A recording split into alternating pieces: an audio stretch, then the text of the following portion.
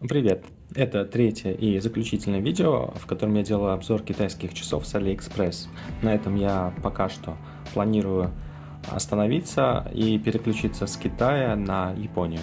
Сегодня у нас часы Eddy's Dive, и я думаю, что есть другой бренд, который называется Steel Dive. Я думаю, что по сути это одни и те же часы. Так, давайте откроем коробку. Итак, вот сами часы. Так, давайте посмотрим, что есть еще.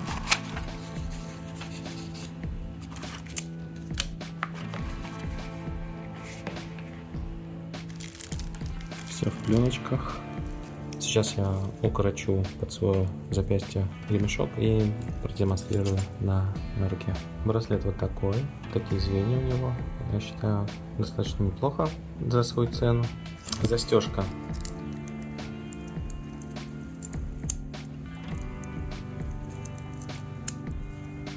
Простая. Такие звуки издает браслет.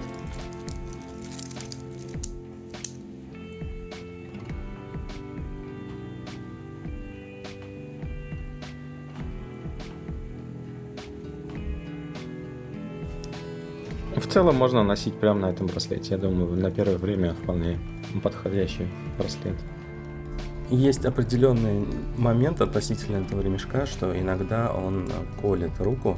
И если обратите внимание, при некоторых положениях ремешка оголяются ушки. И если мы посмотрим сюда, с внешней стороны фаска снята, а вот с внутренней стороны эти ушки, они имеют достаточно такой ровный и острый срез.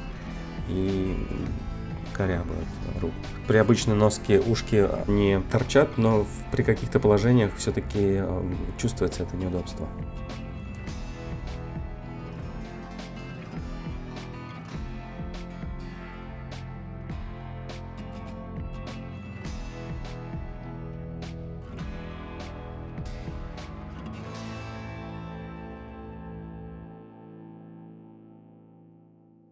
Ну и спецификации. Диаметр корпуса составляет 39 мм, с расстоянием от ушка до ушка 49 мм и ширина браслета 20 мм. Толщина корпуса составляет 12 мм. Вес часов без браслета 61 грамм. Водозащита заявлена 200 метров. Головка завинчивающаяся. Корпус и браслет выполнены из нержавеющей стали 316L. Стекло сапфировое. Опять же, это такой достаточно неплохой вариант с учетом соотношения цена-качество, что вы получаете. То есть стальной корпус, стальной браслет, сапфировое стекло и под капотом достаточно распространенный, но такая рабочая лошадка, механизм Seiko NH35. Но часов на AliExpress много китайских, что привлекает меня в этих часах, чему я их выбрал. Часы такого стиля называют пилотскими или даже флигерами. По-немецки флигер – это пилот. Действительно, часы в подобном исполнении появились в Германии во время Второй мировой войны. Правда, назывались они Beobachtungsuhr или BUhr, что значит часы для наблюдения. Вопреки сложившемуся мнению, эти часы предназначались не для самих пилотов, а для навигаторов, то есть штурманов, которые с помощью оптических приспособлений, часов и таблиц вели наблюдение за небесными светилами и определяли положение и курс воздушного судна. Сами же пилоты полагались на встроенные бортовые часы. В качестве запасной меры пилоты имели и наручные часы с хронографом. Так что получается, это не флигеры, а штурманские? Часы наблюдателя BUhr создавались в рамках спецификации Министерства авиации Третьего Рейха Reichsluftfahrtministerium. Буквы означают часы для воздушного судна, а 23 часы для навигации.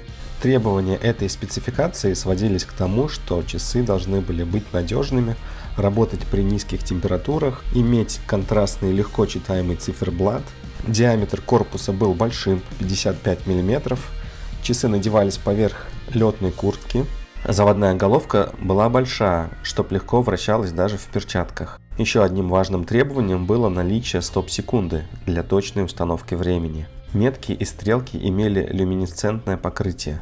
С 1940 по 1941 год циферблат представлял из себя белые метки на черном фоне с арабскими цифрами от 1 до 11, обозначающими часы. На месте 12 была изображена стрелка с двумя точками. Такой тип назывался Baumüster A или тип А.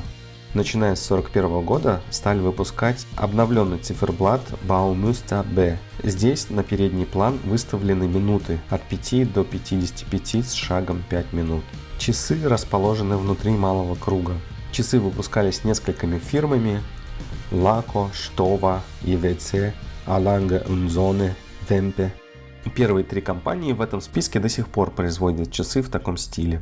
Конечно, размер часов стал меньше, в соответствии с размерами обычных наручных часов. Это уже не часы, созданные по военной спецификации, а просто вдохновленные той эпохой и дизайном. В соответствии с этим дизайном циферблат очень простой и без излишеств. Черный фон, белые цифры и метки, нанесенные краской. В таком случае любой производитель может создавать часы в таком исполнении, и это не будет копированием. Лично я делаю выбор в пользу Edis, по крайней мере на данном этапе своего увлечения часами.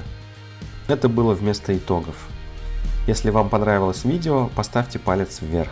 Если бы вы хотели увидеть еще, подпишитесь, пожалуйста, на канал.